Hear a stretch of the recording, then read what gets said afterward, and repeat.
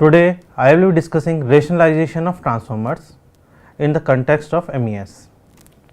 So let's start the dictionary meaning of rationalization. The action of making a company, process or industry more efficient, especially by dispensing with superfluous personnel or equipment.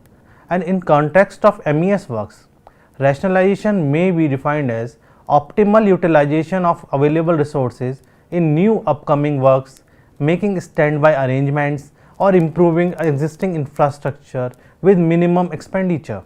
In the same context, rationalization of transformers may be defined as restructuring of electrical distribution system in such a way that each transformer is loaded optimally and losses are minimized, not compromising the quality of supply at the user end. So now we can say the rationalization of transformers may be incorporated during planning of new works.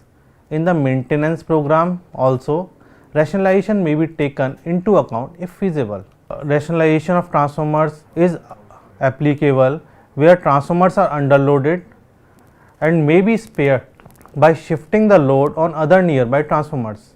For identification of such transformers and course of action for rationalization, a comprehensive exercise may be undertaken or energy audit of the station may be conducted. Now let's discuss the necessity for rationalization of transformers. In transformer there are mainly four types of losses, that is iron and core losses, copper or load losses, stray losses and dielectric losses.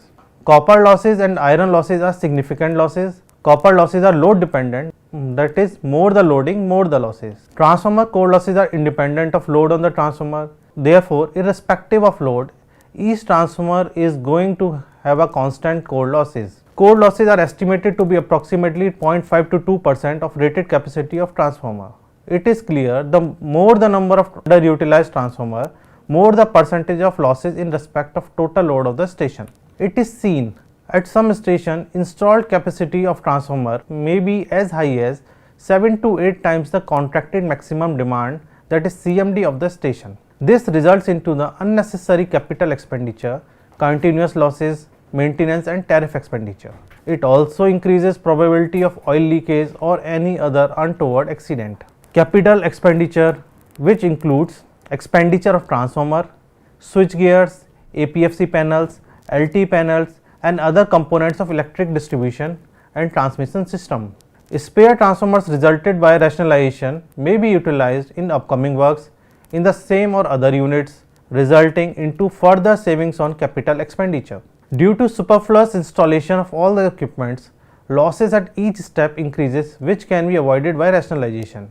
All the installed equipment also burden the maintenance funds unnecessarily, taking a bite into expenditure on maintenance of other important equipment and system. Also, importantly, land is also occupied, which could be utilized for any other requirement. Now comes the process of rationalization of transformers. For rationalization of transformer, following steps are to be followed. First is the identification of underutilized transformers, comprehensive study by G office or by a third party energy audit. Scheme and plans to restructure the electric distribution system may also be devised by such study audit such that maximum probable number of transformers are loaded nearest to their rated capacity.